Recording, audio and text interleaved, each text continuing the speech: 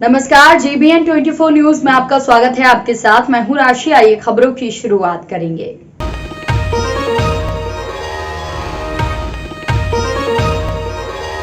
गिरिडीह के देवरी प्रखंड के अंतर्गत कोसो गोंदू दिघी में जर्जर कच्ची सड़क से ग्रामीण काफी ज्यादा परेशान हैं। ग्रामीणों ने बताया कि वर्षों से इस कच्ची सड़क की हालात इसी तरह है। जब बरसात का समय आता है तो इस कच्ची सड़क पर जल जमाव हो जाता है, क्योंकि पानी निकासी का कोई भी साधन यहाँ पर नहीं है। इसके चलते लगातार ये सड़क दलदल में तब्दील हो जाती है। इस हालात में लोगों को आने जाने में काफी परेशानी होती है। यहाँ तक कि कई बार आने जाने के क्रम में कुछ लोग गिरकर चोटिल हो जाते हैं। इस संबंध में संजय चांद्रवंशी ने बताया कि हम लोग कई बार स्थानीय मुखिया, जिला परिषद, विधायक और सांसद को भी इस जर्जर सड़क की स्थिति से अवगत कराए हैं, लेकिन आज तक सिर्फ और सिर्फ आश्वासन मिला है। जब चुनाव का समय आता है उस समय गांव भ्रमण में नेता लोग आते हैं और आश्वासन दिलाते हैं कि इस बार रोड निश्चित रूप से बन जाएगा, किंतु जब चुनाव जीत जाते हैं तो उसके बाद दोबारा सुध लेने तक नहीं आते। साथ ही उन्होंने कहा कि वर्षों से हम लोग गुहार लगाते आ रहे हैं, आज भी पुनः संबंधित अधिकारियों से गुहार लगाए हैं कि जितना जल्द हो सके सड़क की मरम्मती कर हम लोगों की समस्याओं को दूर करें। बोलिए, क्या दिक्कत? जी, मेरा नाम संजय चंद्रवंशी हुआ। हम लोग ये इस पूरे मोहल्ले वासी को इस रास्ते में ऐसे नहीं, मतलब आजीवन से हम लोग को काफ़ी परेशानी है। रास्ते में रास्ता मतलब कभी बना ही नहीं, जबकि हम लोग मुखिया, विधायक जो भी यहाँ पे आते हैं वोट के समय में सभी से हम लोग एक अनुरोध करते हैं कि हम लोग तो वोट आपको देते ही हैं और देंगे ही, लेकिन इस रोड को कम से कम बना दीजिए। लेकिन ना अभी तक मुखिया सुना है, ना विधायक सुने, ना सांसद सुने। ये रोड की स्थिति काफ़ी जर्जर हो चुका है। ना जिला परिषद से सुने, जो भी आते हैं सभी हमें आश्वासन देके जाते हैं, हमारे पूरे मोहल्ले को आश्वासन देके जाते हैं कि इस रोड इस बार बन जाएगा। लेकिन बस वो आते हैं, वोट होता है, चुनाव जीत जाते हैं, चले जाते हैं, उसके बाद कभी हमारा काम यहाँ पे होता नहीं। फिर 5 साल के बाद फिर आते हैं, फिर हम लोग की कंडीशन वही प्रस्ताव रखते हैं और हर बार ऐसा ही होता है। आज के डेट में हमारी रास्ता का परेशानी ऐसा जर्जर हो गया है कि रास्ते में इतनी कीचड़ गंदगी इतना हो गया है कि यहाँ पर कीड़ा भी पलने लगा। जहाँ तक कि हमारे मोहल्ले के बच्चे भी निकलते हैं तो उसे अब फलेरिया मलेरिया होने की डर यहाँ पे है। अरे ऐसा हो रहा है, हम लोग इस परेशानी को झेल रहे हैं। अब आज फिर से जो भी है पदाधिकारी, मतलब विधायक, सांसद, मुखिया से भी फिर से हम लोग बारंबार अनुरोध कर रहे हैं कि कम से कम ऐसी परेशानी से हम लोग को बचाए जिससे कि बीमारी फैल रहा है, बीमारी से हमारे मोहल्ले परेशानी झेल रहा है। कम से कम रोड को कंप्लीट कर दीजिए। लेकिन किसी ने आज तक सुना नहीं। फिर से हम लोग गुहार लगा रहे हैं और ये गुहार लगाते ही रहेंगे जब तक हमारे काम नहीं हो जाएगा। हमारा काम सिर्फ गुहार ही लगाना है, बाकी तो काम पदाधिकारी लोगों का है। अब वो क्या करते हैं उनके हाथ में है।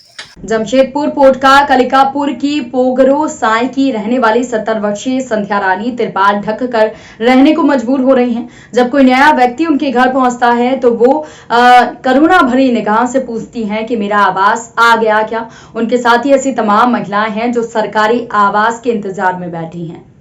दिन भर टूटे फूटे घर में रहती है, इसके बाद रात को स्कूल में शरण ले लेती है। जी हां, कालिकापुर पंचायत के संध्या रानी गोप यास तूफान से कालिकापुर समेत पोटका के 34 पंचायतों में दर्जनों घर इस विपदा में ध्वस्त हो गए। ये सभी परिवार भीमराव अंबेडकर आवास के इंतजार में बैठे हुए हैं। संध्या रानी गोप को पेंशन भी नहीं मिलती।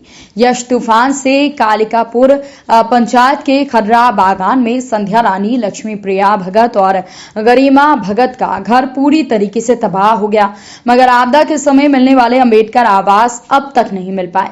पंचायत सचिव भीमचंद्र महतो के द्वारा पोटका प्रखंड कार्यालय को 29 मार्च 2021 को पत्र के माध्यम से सूचित किया गया था कि संध्या रानी गोप, गरिमा भगत, लक्ष्मी प्रिया भगत का घर क्षतिग्रस्त हो गया है। इस रिपोर्ट के आधार पर जांच करते हुए इन परिवारों को अंबेडकर आवास मुहैया कराया जाना था, मगर अब तक इस आवास का लाभ इन परिवारों को नहीं मिल पा रहा है। पीड़ित परिवार स्कूल में शरण लेकर जीवन व्यतीत कर रहे हैं। कालिकापुर के पूर्व मुखिया होपना महाली का कहना है कि पिछले दिनों पोटका सभागार में 35 अंबेडकर आवास की स्वीकृति पत्र दिया गया था। इसमें कई संपन्न परिवारों को भी आवास मुहैया करा दिया गया था। मामले की जांच होना चाहिए, जबकि इन गरीब परिवारों को प्राथमिकता के आधार पर आपदा पीड़ित परिवारों को तत्काल आवास मुहैया कराया जाना चाहिए था। ये परिवार स्कूल दूसरे के घरों में शरण लेकर अपना जीवन व्यतीत कर रहे हैं। कबे घरटा पड़िल? 2 মাস 3-4 মাস ছেলে তুফানে পড়ে গেল। হ্যাঁ ডাকাই উঠানাকে বলি যাচ্ছে এটা ওই কাটতে বাচ্চানি জানো না একদম অ্যাকচুয়ালি কোনটে সবাই দেখতে বললি ওরা ইন্টিয়ার নাই চলি বাবা করব থাকি বলো এখন কাই আছো? এখন এখানেই শুই যাবো ডাকাই হলেও ঠিক উঠে আর মরিং গেলেও ঠিক উঠে বলো सरकारें बोलती घरटा बनाई दो उच्च स्तर जांच करना चाहता हूँ कि जो भी लोग अभी वर्तमान जिनका आपका आवास स्वीकृत हुआ है, जो प्रमाण पत्र दिया गया है प्रशासनिक की तरफ से स्वीकृति पत्र, तो ऐसे कैसे परिवार से संबंधित रखते हैं? सुखी संपन्न परिवार है या इनसे भी और गरीब हैं? मैं ये कहना चाहता हूँ इसकी जाँच होने के लिए, ना कि ऐसे लोग और गरीब है और गरीब का गरीब रह जाए। वो होता है बंगला में कहा जाता है जिसका माथे जार माथा तेल हुआ के तेल जे जहर माथा रुखा वहर माथा ही रुखा। तो तिलवा माथा में तेल नहीं होना चाहिए, जिसका माथा में तेल नहीं पड़ा है वैसे आदमी को पहले तेल देना चाहिए।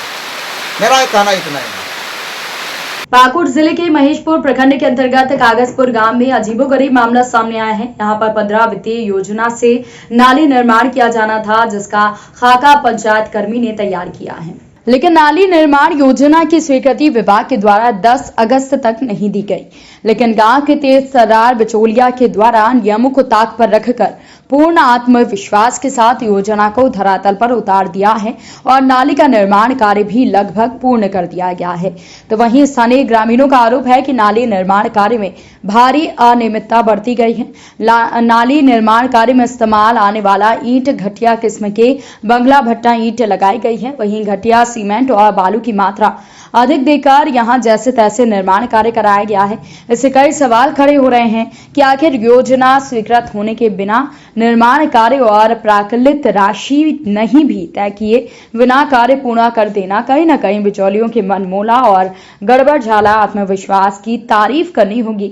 फिलहाल इस मामले में विभाग के जेई ब्लॉक कर्मी योजना स्वीकृति से इनकार कर रहे हैं। वहीं सूरज कुमार ने कहा कि नाली निर्माण कार्य के लिए कोई योजना तैयार नहीं हुई है। अपने मन से कोई भी व्यक्ति काम करे तो उसे कैसे मना किया जा सकता है।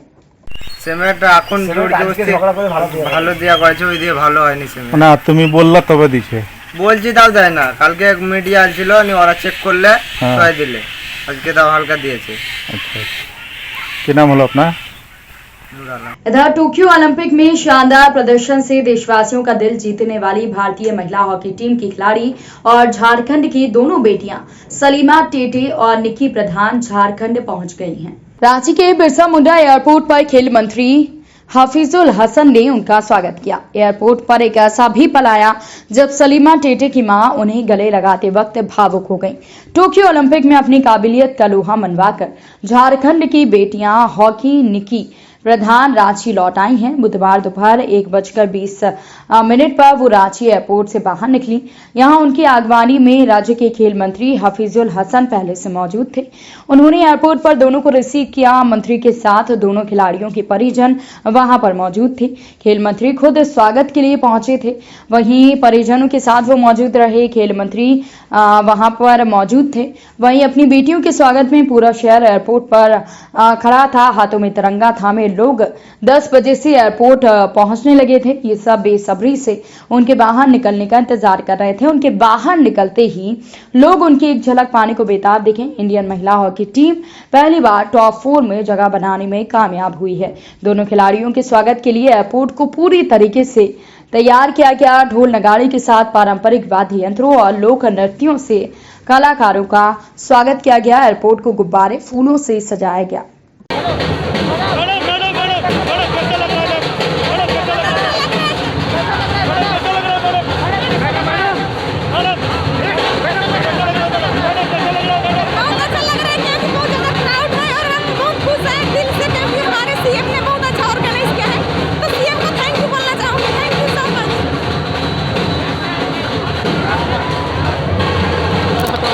इस बुलेटिन में फिलहाल के लिए इतना ही। अपडेट्स के लिए आप बने रहिए GBN 24 न्यूज के साथ। नमस्कार।